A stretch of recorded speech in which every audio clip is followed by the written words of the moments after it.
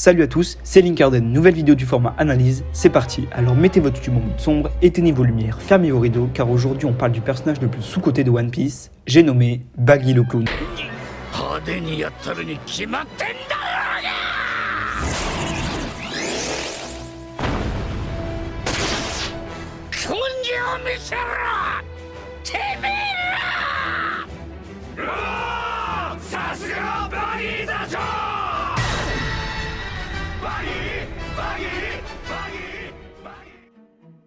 Ex-grand corsaire et capitaine des pirates d'expédition, Baggy le Clown fut l'un des premiers antagonistes à rencontrer Luffy durant son voyage. Ex-moussaillon des pirates de Roger, il a mangé le Barabaranomi, dit fruit de la fragmentation, et est ainsi capable de fragmenter chaque partie de son corps à sa guise. Il apparaît pour la première fois au chapitre 9 et nous est alors montré comme un personnage comique, attachant, très discret mais surtout intéressé par une seule chose, les trésors.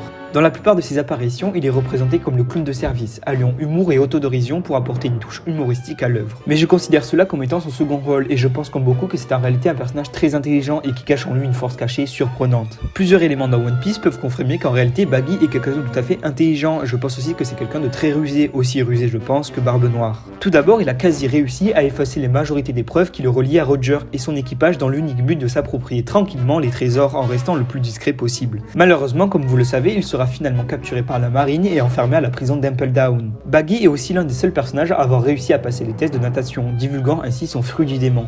Or, la conséquence de tous les possesseurs du fruit du démon est que ces derniers perdent leur capacité à pouvoir nager, traduisant ainsi le fait que ce dernier possède une force insoupçonnée. Ex-moussaillon de Roger, Baggy a aussi voyagé sur la majorité des mers du Nouveau Monde, ce que seuls les équipages composés des pirates les plus aguerris peuvent se permettre de faire, traduisant une nouvelle fois que Baggy cache peut-être en lui une force insoupçonnée et surtout redoutable. Au début de l'aventure des Mugiwara, Baggy fut l'un des premiers et rares personnages à humilier Zoro lors de leur affrontement, mais également Luffy au cours duquel il trancha puis piétina le précieux chapeau de paille, chose que aucun autre personnage de One Piece n'était en mesure de faire jusqu'alors. D'autres informations présentes dans One Piece peuvent aussi valider notre analyse. Premièrement, on sait que depuis Loro Jackson, Baggy et Shanks sont rivaux, présentant une rivalité suprême, présentant une ardeur sans précédent. On peut peut-être penser que Baggy est beaucoup trop faible pour être un rival d'un Yonko tel que Shanks, mais une rivalité ne reflète pas seulement la puissance des personnages. Deuxièmement, lors de l'arc Marineford, beaucoup oublient que Baggy a réussi l'exploit de survivre à une attaque perçante de Mihawk via sa lame noire, l'un des meilleurs épéistes du monde qui lui-même fut surpris que ce dernier ait survécu et sans aucune séquelle. Selon certains, la lame noire de Mihawk est en permanence recouverte de haki, rendant cette dernière à cette époque quasi inégalable en termes de puissance et de destruction.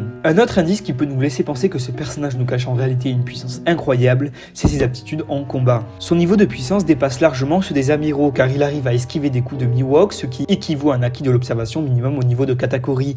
Mais en plus de cela, il semble plausible que ce dernier possède également le haki des rois, témoignant ainsi de la véritable puissance de Baggy le Clown. En plus de ça, son fruit du démon lui permet de se diviser jusqu'à poussière, le rendant ainsi invulnérable aux attaques diverses d'Aikainu par exemple. De plus, si nous nous concentrons uniquement sur le récit, dans One Piece, les personnages les plus puissants introduits au début de l'œuvre reviennent par la suite, comme a pu le faire Mihawk, Shanks ainsi qu'évidemment Baggy le Clown, avec ses nombreuses apparitions à East Blue, Lockdown ou encore Impel Down. Une autre information qui peut valider notre analyse cependant, c'est l'affection qu'a Oda et ses éditeurs pour le personnage de Baggy le Clown. Lors d'un fan-made réalisé par un éditeur de Oda en 2019, on peut voir dans ce dernier que Baggy effraie à lui seul des monstres de puissance que sont les Yonko, Big Mom et Kaido via l'utilisation de son haki des rois, témoignant ainsi de l'idolation mais aussi de la reconnaissance de la véritable puissance du personnage de Baggy le Clown. Pour conclure, Baggy est pour moi jugé à tort et est un personnage beaucoup trop sous-coté par les fans. Il est présent en lui, je pense, une force imaginable mais surtout insoupçonnée. Cependant, on n'a pour l'instant pas assez d'éléments pour valider notre analyse, donc on peut seulement s'appuyer sur de la logique et des faits pour essayer de déduire quelque chose.